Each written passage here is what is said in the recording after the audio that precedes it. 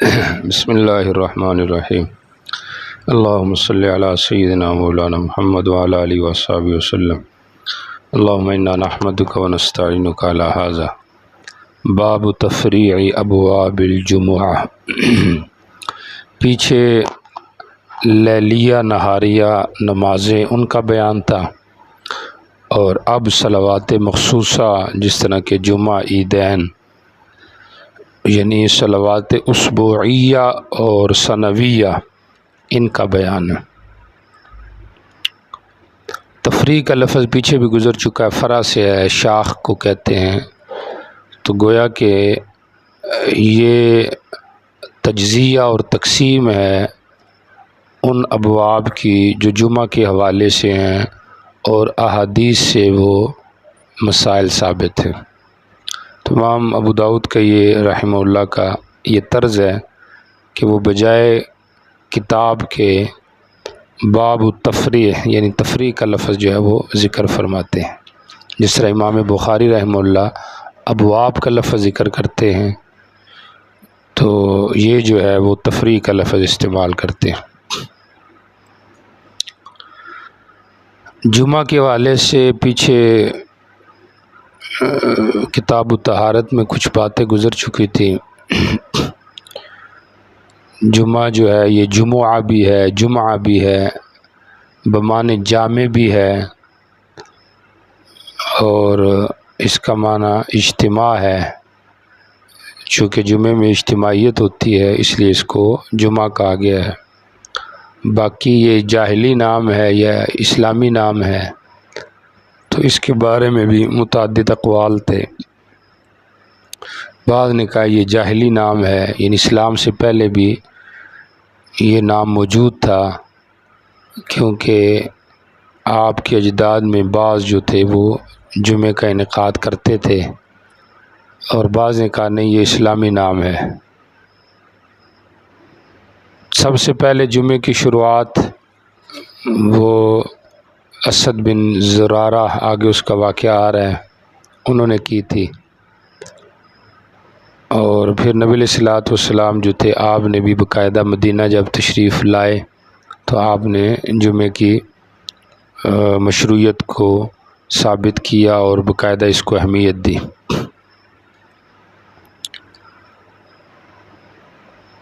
سب سے بہتر دن کون سا ہے؟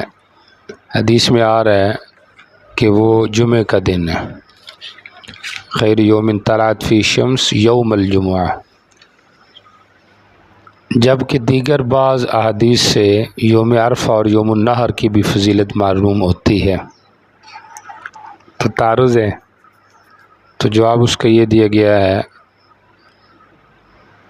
حافظ عراقی نے جواب دیا ہے کہ ایام میں جمعے کی فضیلت ہے، یعنی اسبوعیہ ایام میں، اور سنویہ جو ایام ہیں مجموعی ان کے لحاظ سے پھر یا یوم النحر ہے یا یوم عرفہ ہے، کسی کی بھی فضیلت ہے، یعنی علی سبیل البدل کسی ایک کی ہے، پھر اس کو مزید دیکھیں گے کہ کس کی ہونی چاہیے، تو اس کے اعتبار سے یوم عرفہ کی بھی بن سکتی ہے، چونکہ جمعے کا فرض رکن اس میں ہے، اور حاجی اس دن عرفات میں ہوتے ہیں، اور ویسے زیادہ تر یوم نحر کی سمجھ میں آتی ہے، کیونکہ قربانی بھی ہیں، طواف بھی ہے، سمجھ آ رہی ہے، حج کی تکمیل بھی ہے، یہ ساری باتیں زیادہ تر یوم النحر کے اندر، اور ویسے بھی اس کو یوم العید بھی کہا گیا ہے۔ اچھا جی، یہاں پہ دیکھیں نبی علیہ السلام نے فرمایا بہترین دن جس میں سورج طلوع ہوتا ہے وہ جمعے کا دن ہے۔ فی خلق آدم، اس میں آدم علیہ السلام پیدا بھی کیے گئے ہیں، اس میں ان کو اتارا بھی گیا ہے، اس میں ان کی توبہ بھی قبول کی گئی ہے، اس میں وہ دنیا سے گئے بھی ہیں، اسی میں قیامت قائم ہوگی۔ اب یہ جو امور ہیں یہ فضیلت ثابت کر رہے ہیں یا نفس امور عظام کا ذکر ہے؟ تو ابن العربی کی رائے یہ ہے کہ یہ فضیلت کا بیان ہے، سمجھ آ رہی، اور دیگر بعض شراح کی رائے یہ ہے کہ نہیں، یہ نفس امور عظام کا ذکر ہے۔ ظاہری بات ہے قیامت آنا اور اسی طریقے سے جنت سے اتارا جانا، تو یہ امور فضیلت سے نہیں ہے۔ لیکن ابن العربی کہتے ہیں کہ نہیں، قیامت آئے گی تو جنتی جنت میں جائیں گے، اچھے برے کا فیصلہ ہوگا، تو اس لحاظ سے یہ بھی ایک نعمت ہے، فضیلت کی بات ہے۔ اور آدم علیہ السلام کو اتارا جانا وہ محض تردن نہیں ہے، بلکہ حکمت الہی کے تحت ہے، اور انسان کو مزید فضیلت دینے کے لیے ہے، تو اس لحاظ سے یہ بھی ایک نعمت ہے۔ تو ظاہری بات ہے یہ سارے امور انجام پذیر ہو رہے ہیں جمعے کے دن میں، تو لہٰذا اس لحاظ سے جمعہ کیا ہو گیا، قابل فضیلت ہوگی۔ سبحان اللہ۔ وما من دابۃ الا وہی مسیخۃ، اور نہیں کوئی جانور مگر وہ مسیخۃ، کان لگانے والا ہے، توجہ سے سننے والا ہے جمعے کے دن۔ من حین تصبح، جس وقت صبح ہوتی ہے، طلوع شمس تک، ہر جمعے کو، شفقا من الساعہ، قیامت کے ڈر سے۔ ہر جانور میں احساس ہے اور وہ ہر جمعے کو توجہ کرتا ہے، الا الجن والانس، ہاں جن اور انسان اس سے غافل ہیں، باقیوں کے اندر یہ ڈر ہے۔ ہونا تو انسانوں میں بھی چاہیے تھا، لیکن یہ دنیا میں لگ کے ان میں وہ چیز ختم ہو گئی ہے، جن کو ہونی چاہیے تھی، اور جن کو نہیں ہے ان کو ڈر ہے۔ وفیہا ساعۃ، اور اس میں گھڑی بھی ہے، لا یصادف عبد مسلم، نہیں پاتا اس کو کوئی مسلمان آدمی اور سال میں کوئی نماز پڑھ رہا ہو، یسأل اللہ عز وجل حاجتا، اللہ سے وہ حاجت مانگے، الا اعطاہ ایاہ، مگر اللہ اس کو دے دیتے ہیں۔ یہ کون سی گھڑی ہے؟ دو قول ہیں، ایک قول جمہور کا ہے، ایک احناف کا ہے۔ جمہور کی رائے اگلی حدیث آ رہی، حدیث جابر، سمجھ آ رہی؟ اور وہ جابر کی حدیث کیا ہے؟ بلکہ حضرت ابو موسیٰ اشعری رضی اللہ تعالیٰ عنہ کی، ما بین جلوس الامام الی قضاء الصلاۃ، امام کے ممبر پر بیٹھنے کے بعد سے نماز پورا ہونے تک یہ گھڑی ہے، اس میں جو بھی دعا مانگی جائے وہ کیا ہوتی ہے؟ قبول ہوتی ہے۔ احناف کی رائے یہ ہے کہ نہیں، حدیث عبداللہ ابن سلام دلیل ہے کہ یہ عصر کے بعد کی کوئی ایک گھڑی ہو سکتی ہے مغرب تک، تو یہ وہ مراد ہے، سمجھ آ رہی؟ باقی یہ گھڑی ہے بھی صحیح کہ نہیں، اس میں اور بھی کوئی قول ہیں، تو حضرت ابن حجر نے تقریباً 40 تک کے اقوال ذکر کیے، اور ایک قول انہوں نے شمس الدین جزری سے بھی نکالا ہے، الحسن الحسین والے سے، کہ جب امام تلاوت کر رہا ہوتا ہے نا سورہ فاتحہ کی، تو اس وقت جو ہے نا، یعنی قرات کے دوران یہ بندے کی دعا قبول ہوتی ہے۔ تو بہرحال پھر انہوں نے یہی کہا ہے کہ زیادہ یہ ہے کہ ان دو ٹائموں سے کوئی ایک ٹائم ہے جو بھی آپ کو بتایا، تو بہرحال یہ عمدہ ٹائم ہے، دونوں کے اوپر اپنی جگہ پہ دلیل موجود ہے۔ احناف کے پاس جو دلیل ہے یہ راجح ہے، اس کی وجہ یہ ہے کہ گو کہ یہ سنن کی روایت ہے، جس طرح جمہور کہتے ہیں نا، ہماری جو روایت ہے یہ صحیحین سے ہے، مسلم سے، اور یہ جو روایت ہے حدیث عبداللہ ابن سلام، یہ سنن کی روایت ہے، اور صحیحین کی روایت کو سنن پہ ترجیح ہے، تو ہم اس کا جواب یہ دیتے ہیں کہ ترجیح تب ہے جب وہ روایت غیر معلل ہو صحیحین کی، اور یہ جو حدیث ابو موسیٰ اشعری ہے اس میں مخرمہ کا سماع اپنے والد سے نہیں ہے، یہ روایت منقطع اور ضعیف ہے، تو اس لحاظ سے پھر ترجیح سنن کی روایت کو ہے۔ بات سمجھ آ رہی؟ بہرحال یہ قیمتی گھڑی ہے، اس میں کوشش کرنی چاہیے کہ جمعے کے بعد درود شریف بھی پڑھنا چاہیے، اور پھر اس میں دعا وغیرہ بھی کرنی چاہیے۔ قال کعب، کعب کہتے ہیں وذالک فی کل سنۃ یوم، ہر سال میں ایک دن ہے۔ میں نے کہا نہیں، ہر جمعے میں ہے۔ حضرت ابو ہریرہ کہتے ہیں، قال راوی کہتے ہیں فقارہ کعب، کعب نے تراد پڑھی اور پھر کہنے لگے صدق رسول اللہ، نبی علیہ السلام نے سچ کہا ہے۔ تو گویا کہ یہ دین سابقہ کتابوں کے لیے مصدق ہے۔ ابو ہریرہ کہتے ہیں پھر میں عبداللہ ابن سلام سے ملا، یہ تو معاملہ ہوا تھا نا کعب سے، میں نے اس کو اپنی بیٹھک جو حضرت کعب کے ساتھ ہوئی تھی اس کا ذکر کیا، تو عبداللہ ابن سلام نے کہا میں جانتا ہوں کہ وہ کون سی گھڑی ہے۔ ابو ہریرہ نے کہا میں نے اس کو کہا اخبرنی بہا، مجھے بتا دیجئے۔ تو عبداللہ ابن سلام نے کہا یہ آخری گھڑی ہے جمعے کے دن سے۔ میں نے کہا کس طرح یہ آخری گھڑی ہے جمعے کے دن سے؟ وقد قال، حالانکہ نبی علیہ السلام نے تو یہ فرمایا لا یصادف عبد مسلم وهو یصلی، اس میں بندہ نماز پڑھا ہوتا ہے، حالانکہ یہ نماز وقت اس میں نماز پڑھی جاتی نہیں۔ تو حضرت عبداللہ ابن السلام نے کہا کیا نبی علیہ السلام نے یہ بھی نہیں کہا جو بندہ بیٹھا ہوا انتظار صلاۃ میں تو نماز میں ہی ہوتا ہے یہاں تک کہ نماز پڑھے؟ تو ابو ہریرہ کہتے ہیں میں نے کہا جی بالکل، کہا پھر وہ یہی ہے۔ سمجھ آ رہی؟ سبحان اللہ۔ استدلال حضرت ابو ہریرہ رضی اللہ تعالیٰ عنہ کا بھی اچھا تھا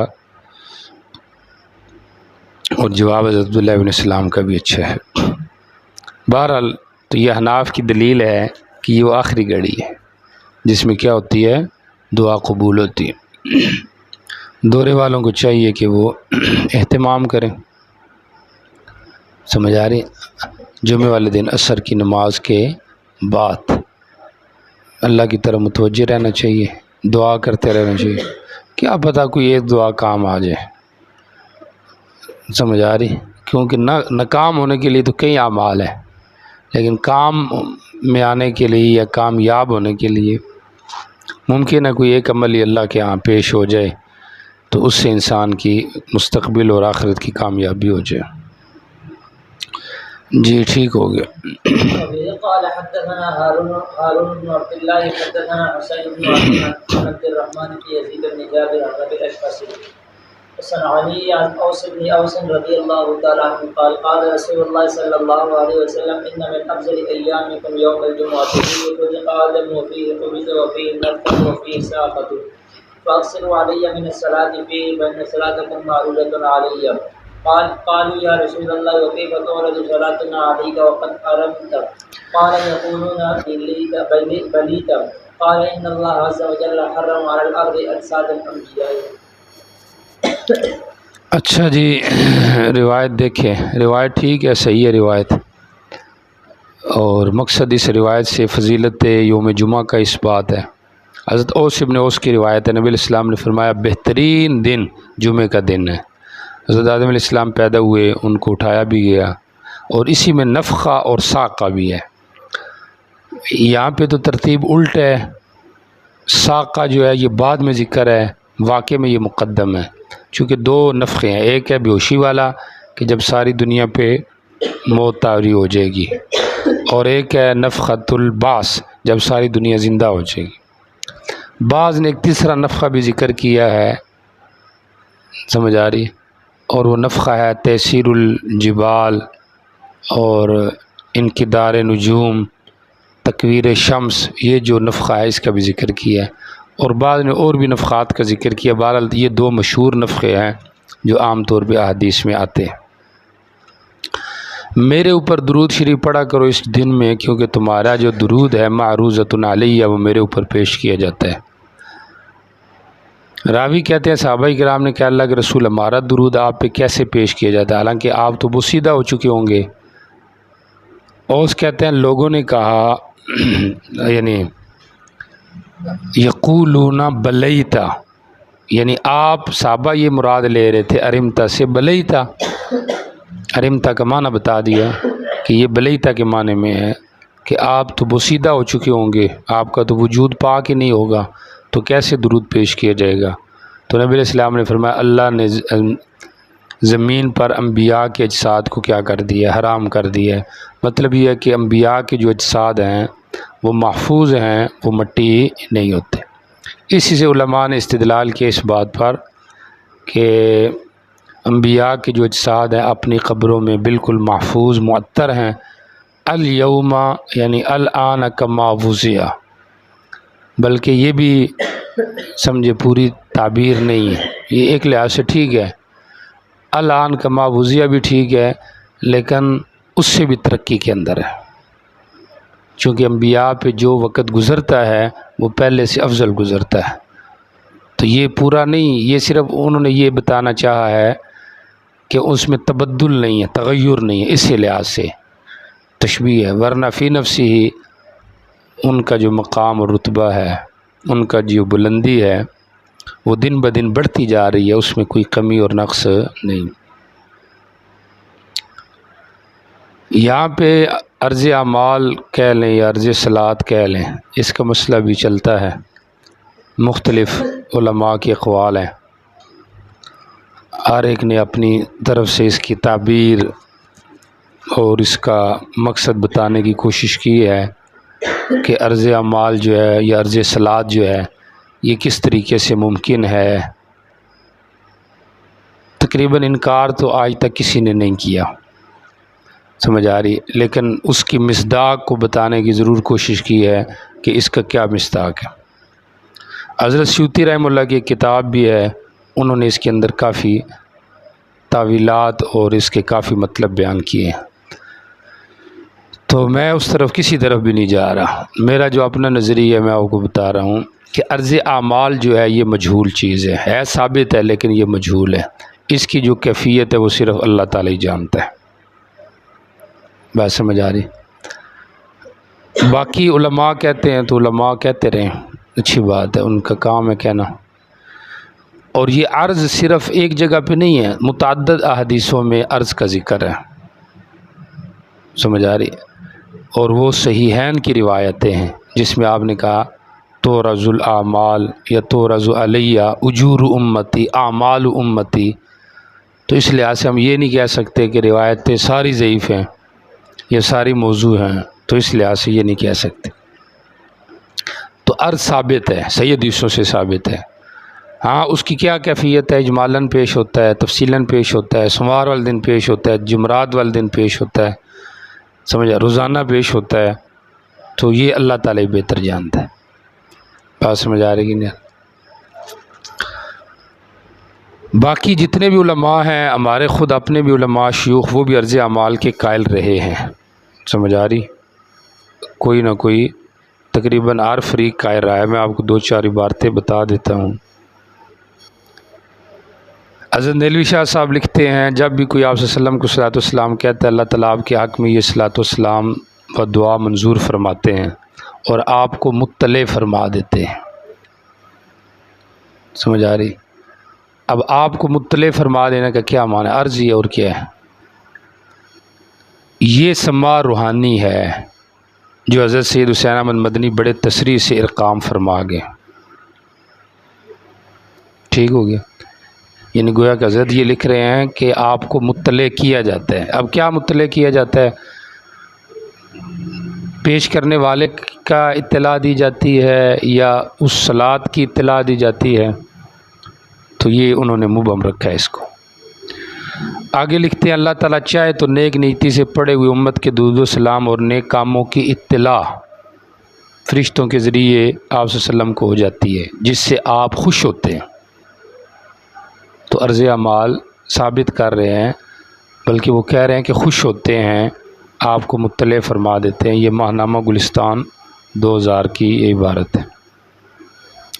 باقی حضرت خلیل احمد سہارنپوری رحمہ اللہ بھی وہ بھی لکھتے ہیں کہ عقیدہ یہ ہے کہ جب حق تعالیٰ چاہے، تو بات ایک ہی ہے، انہوں نے بھی کہا تھا کہ اگر اللہ چاہے، یہ بھی کہہ رہے ہیں اللہ چاہے، جس چیز کو چاہے آپ پر منکشف کر دیں، اور ملائکہ درود و سلام پہنچاتے ہیں اور اعمال امت کے بھی آپ پر پیش ہوتے ہیں، تو درست ہے، یعنی جب حق تعالیٰ چاہے پیش ہو جائیں تو درست ہے۔ یعنی مقصد یہ ہے کہ یقین سے کوئی نہیں کہہ رہا، ہر ایک اگر اللہ چاہے، چونکہ حدیث میں تو موجود ہے، تو اس لحاظ سے وہ یہی کہہ رہے ہیں کہ اگر اللہ چاہے تو یہ ہو سکتا ہے۔ حضرت حسین علی الوانی رحمہ اللہ بھی یہی کہہ رہے ہیں، وہ کہتے ہیں وَلَنَا أَن نُقَيِّدَ بِمَشِيَّةِ اللَّهِ تَعَالَى، ہم اللہ کی مشیت سے اس کو مقید کریں، فَحِينَئِذٍ يَتَّضِحُ الْمَرَامُ، مقصد واضح ہو جائے گا، اور حضرت شاہ ولی اللہ کی کوئی تعویل ہوگی اس کی طرف کہتے ہیں جانے کی ضرورت نہیں ہے۔ یہ لاجواب در توحید ان کی کتاب ہے، صفحہ 101 ہے۔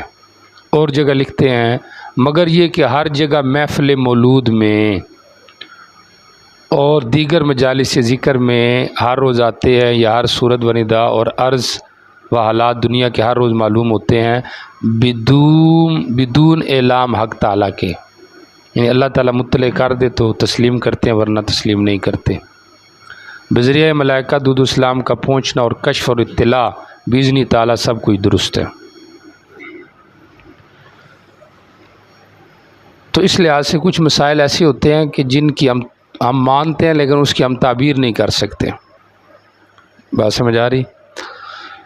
اور در حقیقت یہ ہے کہ یہ ایک آپ غلو کہہ لیں اس کو یا جو کچھ بھی کہیں، یا اس کا اظہار زبان سے کرنا یہ مشکل ہے۔ اس کی ایک آسان سی مثال آپ کو موجودہ جو واقعہ پیش آیا ہے یا آپ کے ترنول میں مرچہ سٹاپ میں، سمجھ آ رہی کہ نہیں آ رہی؟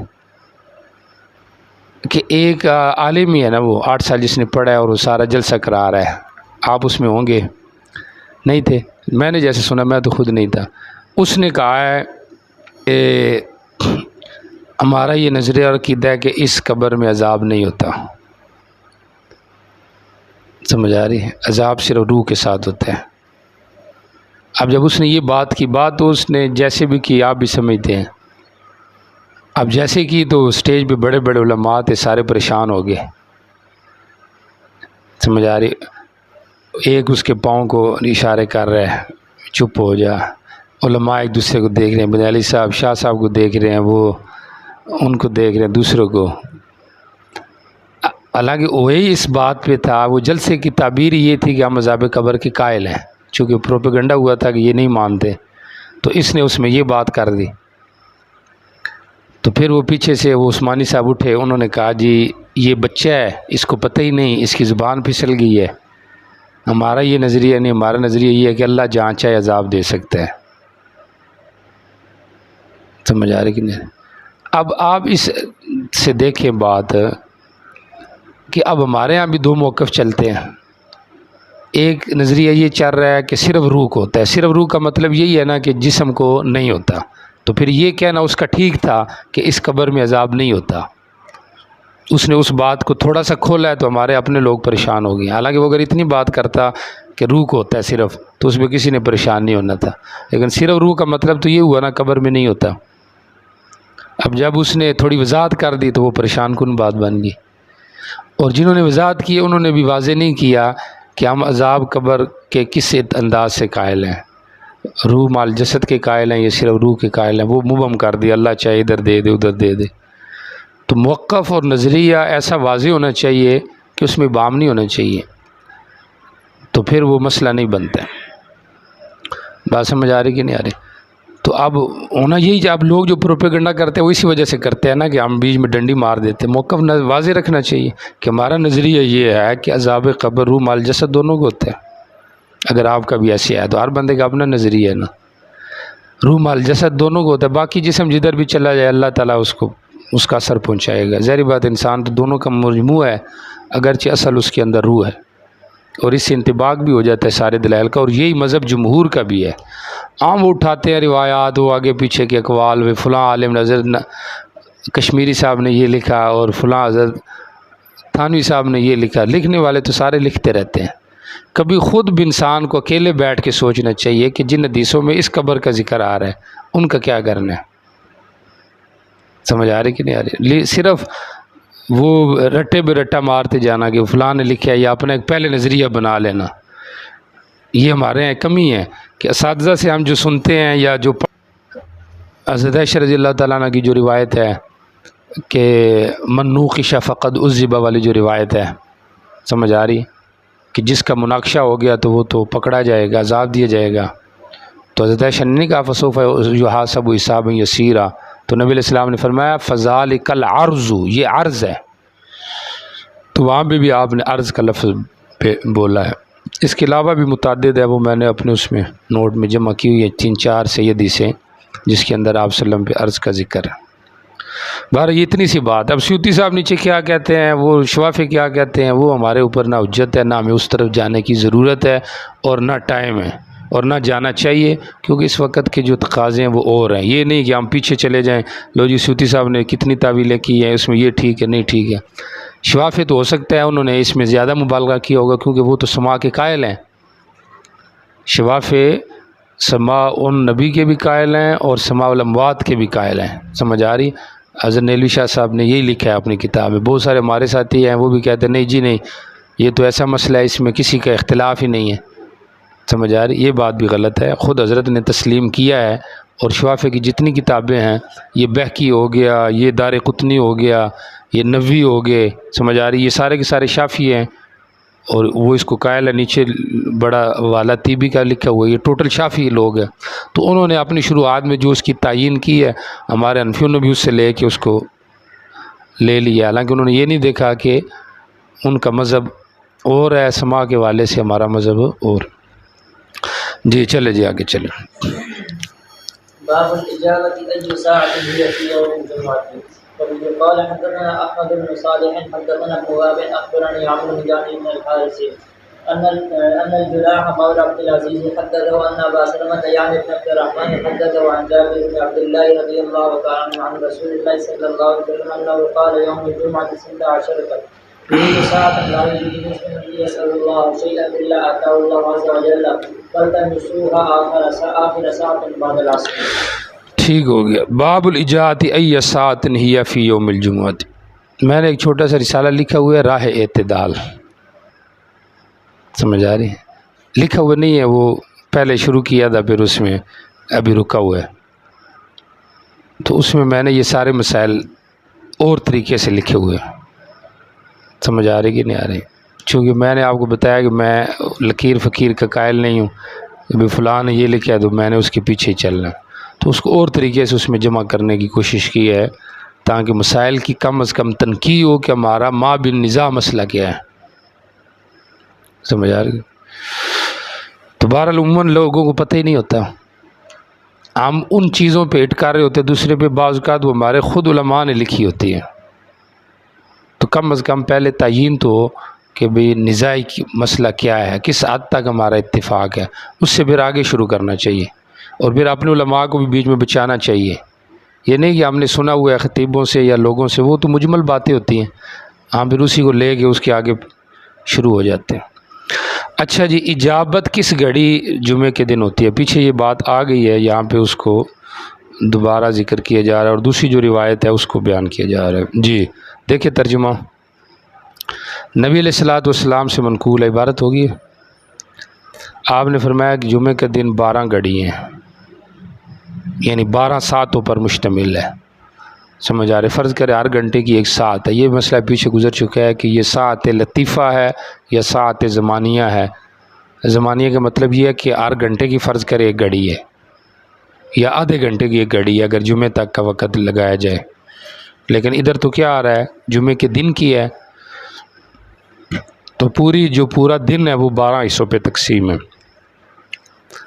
اچھا جی، سنت عشرتن، یعنی نبی علیہ السلام سنت عشرتن سے مراد لے رہے تھے ساعتن، 12 ساعت ہیں.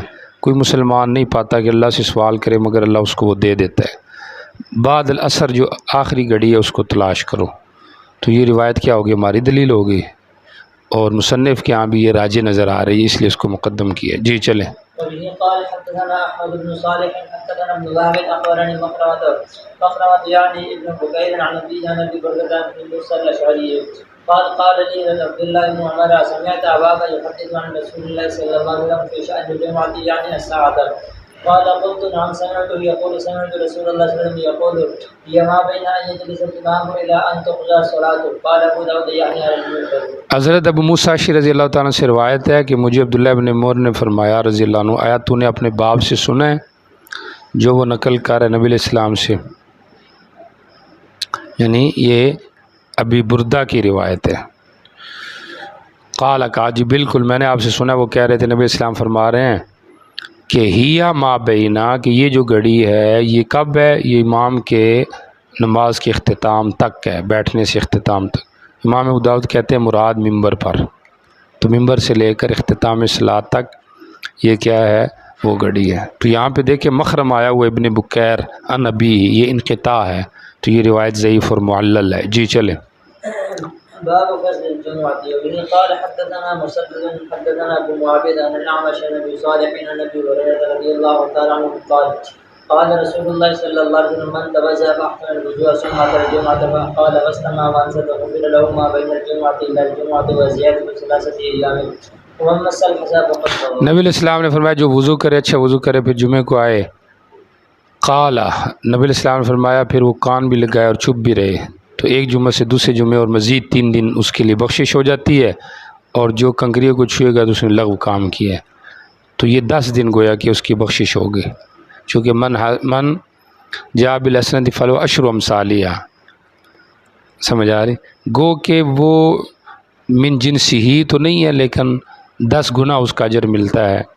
تو یہاں پہ بھی مغفرت صرف 7 دن نہ ہوئی، گویا کہ 10 دن تک چلی جائے گی، تو 3 اس کے لیے اضافی ہو گئے. جی چلے. وبه قال حدثنا إبراهيم بن موسى أخبرنا عيسى حدثنا عبد الرحمن بن يزيد بن أبي جابر حدثني عطاء الخراساني عن مولى بن عثمان قال سمعت علي رضي الله تعالى عنه على منبر الكوفة يقول إذا كان يوم الجمعة غدت الشياطين برايتها للأسواق ويرمون الناس بالترابيس أو الربائس ويثبتونهم عن الجمعة وتأخذ الملائكة تجلس على باب المسجد ويكتبون الرجل من ساعة والرجل من ساعتين حتى يحضر الإمام فإذا جلس الرجل مجلسا يستمكن فيه من الاستماع والنظر فانصت ولم يلغ كان له كفلان من أجل من جلس مجلسا يستمكن فيه من الاستماع والنظر فلغى فلم ينصت كان له كفر من مثله ومن قال يوم الجمعة لصاحبه صاح فقد لغى ومن لغى فليس له في جمعته تلك شيء. ثم يقول في آخر ذلك سمعت رسول الله صلى الله عليه وسلم يقول ذلك. قال أبو داود رواه الوليد بن مسلم عن جابر قال بالربائس وقال مولى امرأة أم عثمان بن عفان. ربائس جو ہے یہ ربیسہ کی جمع ہے اور تربیسہ کی جمع ہے، دونوں کا تقریباً ایک ہی معنی، یعنی معنی جو چیزیں ہیں. ترجمہ دیکھیں، میں نے حضرت علی سے سنا رضی اللہ تعالیٰ عنہ منبر پر وہ کہہ رہے تھے کہ جب جمعہ کا دن ہوتا ہے تو شیطان اپنے جھنڈے لے کر صبح کو بازاروں تک پہنچ جاتے ہیں اور وہ لوگوں کو موانے مارتے ہیں، یعنی ان کے سامنے پیش کرتے ہیں. وہ یثبتون اور ان کو جمعے سے روکتے رہتے ہیں، اور فرشتے صبح کو جاتے ہیں اور مسجد کے دروازے پہ بیٹھ جاتے ہیں اور فیکتبون الرجل من ساعۃ، اور وہ لکھتے ہیں آدمیوں کو ایک گھڑی سے اور دوسرے کو 2 گھڑیوں سے، یعنی جو پہلی گھڑی آ رہا ہے یا دوسری گھڑی آ رہا ہے، یہاں تک کہ امام نکلتا ہے. تو پہلی گھڑی دوسری گھڑی آ رہا ہے، یا جس نے 1 گھڑی کا ثواب حاصل کی ہے یا جس نے 2 کا حاصل کی ہے. بس جب آدمی بیٹھتا ہے بیٹھنا جس میں وہ اجتماع بھی کرتا ہے، نظر امام کی طرف بھی دیکھتا ہے، چپ بھی رہتا ہے، لغو نہیں کرتا، تو اس کو ڈبل اجر ملتا ہے. اور اگر بیٹھتا ہے بیٹھنا لیکن اجتماع اور نظر کے اندر اس کی قدرت ہے لیکن چپ نہیں رہتا تو اس کو 1 بوجھ ملتا ہے گناہ کا. من قال یوم الجمعہ، اور جس نے جمعے کے دن اپنے صاحب سے کہا صح چپ شا فقد لغا، وہ لغو کیا اس نے کہا، اور جس نے لغو کیا تو اس کے لیے اس کے جمعے میں، اس جمعے میں اس کو کچھ بھی نہیں ملے گا. ثم یقول، پھر وہ کہہ رہے تھے اپنے اس آخر میں حضرت علی کہ میں نے نبی علیہ السلام سنا آپ یہ بات کہہ رہے تھے، گویا کہ انہوں نے موقوف روایت کو مرفوع کر دیا. جی ٹھیک ہو گیا. آگے تعارف ہے راوی کا. جی چلیں. تو مطلب فضل الجمعہ، جمعے کی فضیلت حاصل ہوگی. ایک فضیلت تو وہی جو پیچھے کہا کہ فرشتے نامہ اعمال میں اس کا ثواب لکھتے ہیں، ڈبل اجر لکھتے ہیں، اور پیچھے کہ اس کی مغفرت ہو جاتی ہے 10 دنوں تک. جی چلیں. باب التشديد في ترك الجمعة. وبه قال حدثنا مسدد حدثنا يحيى عن محمد بن عون حدثني عبيد بن سفيان الحضرمي عن ابي جعفر الزهري وكانت له شقة ان رسول الله صلى الله عليه وسلم من ترك 3 جمع تهاونا بها قدر الله على قلبه. جمعہ چھوڑنے میں تشدید اور سختی، ظاہر بات ہے جمعہ فرض ہے اور فرض عین ہے، سمجھ آ رہی. خطابی نے اس کو فرض کفایہ بھی کہا ہے، شافعیہ کا قول، لیکن صحیح نہیں ہے. صحیح ہے کہ یہ فرض، ان کے ہاں بھی یہ ہے کہ یہ فرض عین ہے، ہر ایک پر فرض ہے. تو 3 جمعے من ترک ثلاث جمعہ تہاونا، سستی کر کے، اللہ اس کے دل پہ مور لگا دے گا، یعنی مور جباریت. تو 3 دن 3 جمعے، پورے سال میں کوئی بھی 3 جمعے چھوڑے تہاونا. ایک تو یہ ہے کہ کوئی عذر ہے، جیسے سفر ہو گیا، بیماری ہوگی، وہ اور چیز ہے. ورنہ یہی ہے. اب یہ جمعے 3 لگاتار چھوڑے یا کوئی بھی 3 جمعے، تو مسند فردوس کی روایت میں ہے متوالیاتن، لگاتار. سمجھ آ رہی؟ تو اس کے دل پہ مور لگتی ہے، یعنی غفلت کی، پھر ایسے ایسے وہ مور جباریت میں بدل جاتی. تو مطلب یہ ہے کہ جمعہ چھوڑنا نہیں چاہیے. جی چلیں. باب كفارة من تركها. وبه قال حدثنا الحسن بن علي حدثنا يزيد بن هارون أخبرنا همام حدثنا قتادة عن قدامة بن وبرة الحوجفي عن سمرة بن جندب عن النبي صلى الله عليه وسلم قال من ترك الجمعة من غير عذر فليتصدق بدينار فإن لم يجد فليتصدق بنصف دينار. قال أبو داود هكذا رواه خالد بن قيس وخالده في الإسناد ووافقه بالمتن. جس نے جمعہ چھوڑ دیا اب اس کا کوئی کفارہ ہے کہ نہیں؟ تو حقیقتاً تو اس کا کفارہ استغفار ہی ہے، لیکن یہ ہے کہ اگر وہ استغفار کے ساتھ ساتھ کوئی مالی کفارہ بھی دے تو یہ بھی اس کے لیے مستحب ہے. روایت سندن جو ہے یہ متنن یہ کمزور ہے، تعارض ہے اس میں. امام ابو داؤد نے اس کی طرف صراحت بھی کی ہے. دیکھیں پہلے روایت کا ترجمہ، جسے جمعہ چھوڑا بغیر عذر کے 1 دینار صدقہ کرے، اگر یہ نہیں پاتا تو نصف دینار. اگلی روایت میں آ جائیں کہ 1 درہم یا نصف درہم یا 1 سا یا نصف سا، تو مطلب یہ ہے کہ تعارض ہو گیا کہ متن میں کیا الفاظ ہیں، جبکہ یہ حدیث کا مدار ہی قتادہ پر ہے. تو ایک ہی راوی ہے لیکن اس سے آگے الفاظ مختلف نقل ہو رہے ہیں، اور ایک نے تو مد یا نصف مد کا بھی راوی نے کہہ دیا، سعید ابن بشیر نے. ٹھیک ہوگی؟ تو یہ متناً اس میں اضطراب ہے. سندن کس طرح ہے وہ آپ کو ساتھ ساتھ ہی بتاتا ہوں. پہلی جو روایت ہے 1053، اس کے اندر دیکھیں حمام نقل کر رہا ہے قتادہ عن قدامہ عن سامورہ، اور آگے جو قال ابو داؤد وہکذا رواہ، خالد کی جب باری آئی تو خالد نے اسی طرح نقل کیا، لیکن اس نے کہا قتادہ ان حسن ان سامورہ، مخالفت کی ہے سند میں اور موافقت کی ہے متن میں. تو سند میں مخالفت یہاں پہ نہیں ہے اور حدیث کی کتابوں میں یہ ذکر ہے، اور وہ کیا ہے قتادہ ان حسن ان سامورہ، اور ادھر کیا ہے قتادہ ان قدامہ. اگلی روایت دیکھیں اس کے اندر کون ہے؟ ابو العلا، ایوب ابو العلا، وہ نقل کر رہا ہے قدامہ سے، اور قدامہ ڈائریکٹ نقل کر رہا ہے نبی علیہ السلام سے، تو یہ مرسل روایت ہوگی. تو سند کے لحاظ سے یہ مرسل آگے. اس کا ترجمہ ساتھ ہی دیکھ لیں، حدیث نمبر 1054، جس سے جمعہ رہ گیا بغیر عذر کے 1 دینار یا نصف دینار یا 1 سا گندم یا نصف سا گندم صدقہ کرے. امام ابو داؤد کہتے ہیں سعید ابن بشیر نے بھی ایسے نقل کیا، مگر اس نے مد او نصف مد دن کی بات کی ہے. سمجھ آ رہی؟ اور اس نے وقال عن سامورہ، یعنی اس نے مرفوعاً تو نقل کی ہے، یعنی موصولاً عن سامورہ تک لفظ ذکر کی ہے، لیکن آگے متن کے اندر آگے اس نے یہ گڑبڑ کر دی ہے کہ اس نے مد یا نصف مد کا ذکر کر دی ہے. اچھا جی، تو یہ ٹھیک ہو گیا. تو مطلب یہ ہے کہ قتادہ کے شاگرد آپس میں سند متن میں مختلف ہیں، تو روایت ضعیف ہے، لیکن پھر بھی مستحب یہ ہے کہ آدمی کیا کر دے؟ صدقہ کر دے. جی چلیں. وبه قال حدثنا محمد بن سليمان الأنباري وحدثنا محمد بن يزيد وإسحاق بن يوسف عن أيوب بن الله عن قتادة عن قدامة بن وبرة قال قال رسول الله صلى الله عليه وسلم من قال الجمعة من غير وجه فليتصدق بدرهم أو نصف درهم أو صاع أو نصف صاع. قال أبو داود رواه سعيد بن بشير هكذا إلا أنه قال مد أو نصف مد وقال عن سمرة رضي الله تعالى عنه. جی چل، يجب عليه الجمعة. جمعہ کس پہ واجب ہے؟ میں یجب علی الجمعہ اور پھر محل اقامت جمعہ، 2 مسئلے الگ الگ ہیں. محل اقامت جمعہ تو آگے آ رہا ہے کہ وہ بستی میں ہے یا شہر میں. یہاں پہ آ رہا ہے کہ جمعہ فرض کن لوگوں پر ہے. اطراف مصر جو ہے فنائے مصر، ان پہ بھی جمعہ فرض ہے یا کہ نہیں، تو وہ مسئلہ یہاں پہ چلتا ہے. فنائے مصر میں کئی اقوال ہیں، 1 میل، 3 میل، 1 فرسخ، سمجھ آ رہی، 12 میل، اور ایک رائے یہ بھی ہے کہ الجمعۃ علی من آواہ اللیل، گو کہ حدیث ضعیف ہے. امام احمد کے سامنے کسی نے پیش کی، انہوں نے کہا استغفر ربک، استغفر ربک، خدا کا خوف کر. سمجھ آ رہے، لیکن اس کو مسافت غدویہ سے تعبیر کرتے ہیں. یہ بھی ایک قول اچھا قرار دیا گیا ہے کہ آدمی جائے جمعہ پڑھ کے رات گھر آسانی سے پہنچ سکے، تو پھر اس پہ بھی جمعہ فرض ہے۔ اور باقی یہ ہے کہ اگر نہیں پہنچ سکتا تو پھر تو دور ہو گیا۔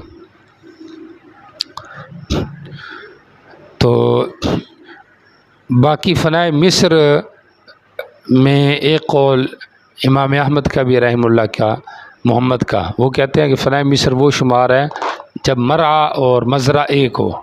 اگر مرعا یا مزرعہ بدل گیا ہے، چراگاہ بدل گئی ہے، کھیتی یعنی وہ اس گاؤں کی نہیں ہے چراگاہ، ان کی اور ہے، تو اب وہ فنائے مصر میں نہیں ہے۔ لیکن زیادہ جو قول راجح ہے وہ یہی ہے کہ جہاں تک اذان کی آواز جائے، الجمعۃ علی کل من سمع النداء، جہاں تک آواز جائے۔ اب جانا ضروری نہیں ہے، مطلب ایسی جگہ پہ بندہ ہو کہ پہنچ جائے، چاہے حقیقتاً وہ سنے یا حکماً سنے۔ تو حکماً کا مطلب یہ ہے کہ وہ ایسی جگہ پر ہے کہ اگر سننا چاہے تو وہ اس کو کیا کر لے، سن لے، تو اس کے اوپر جمعہ کیا ہے، فرض۔ اور ٹھیک ہو گیا۔ باقی شرائط جمعہ میں ظاہری بات ہے مقیم ہونا شرط ہے، سمجھ آ رہی، آدمی مقیم ہو۔ تو جو فنائے مصر میں لوگ ہیں وہ گو کے مقیم ہے لیکن فی حکم المسافر ہیں، چونکہ ان کے لیے پریشانی زیادہ ہے، اس لیے ان کے اوپر جمعہ نہیں ہے، بلکہ کیا نماز ہے، ظہر۔ تو جمعہ واجب کن کن لوگوں پر ہوتا ہے؟ تو جمعہ واجب ہوتا ہے 6 شرائط احناف کے ہاں، مرد ہو عورت پہ نہیں، آزاد ہو غلام پہ نہیں، عاقل ہو مجنون پہ نہیں، اس کے علاوہ بالغ ہو نہ بلکہ آزاد ہو مملوک پر نہیں، بالغ ہو نہ بالغ پر نہیں، صحت مند ہو بیمار پہ نہیں۔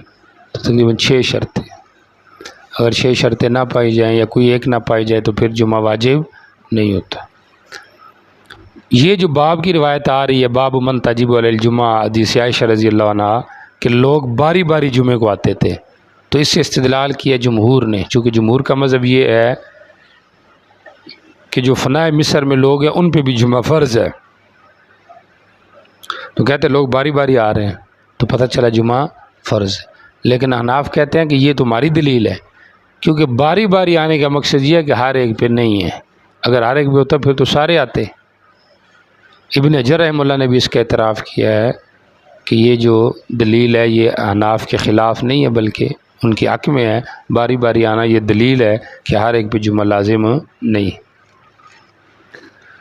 جی ٹھیک ہو گیا۔ مقصود مصنف تائید لمذہب الجمہور ہے، لیکن ہمارا جو جواب ہے اس کے اوپر وہ آپ کو بتا دیا کیا ہے۔ جی چلے۔ وبه قال حدثنا احمد بن صالح حدثنا ابن وهب اخبرني عمرو بن عبد الله بن ابي جعفر ان محمد بن جعفر حدثه عن عروه بن الزبير عن عائشه رضي الله تعالى عنها عن زوج النبي صلى الله عليه وسلم انها قالت كان الناس ينتابون الجمعه من منازلهم ومن العوالي۔ جی باری باری آتے تھے، ینتابون اپنی رہائش گاہوں سے، عوالی معنی وہی اطراف مدینہ سے۔ جی چلیں۔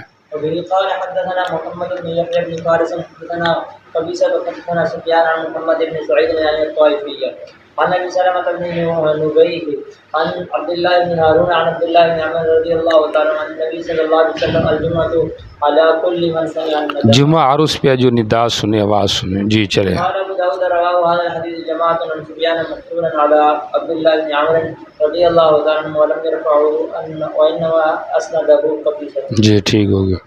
باب الجمعة في يوم المطير، بارش والے دن میں جمعہ پڑھنا، مطلب جمعہ تو واجب ہے لیکن چند آزار ایسے ہیں جس سے جمعہ کی نماز با جماعت پڑھنا ساقط ہو جاتی ہے، تو لہذا تو ویسے نہیں پڑھ سکتے تو پھر زور پڑھنی ہے۔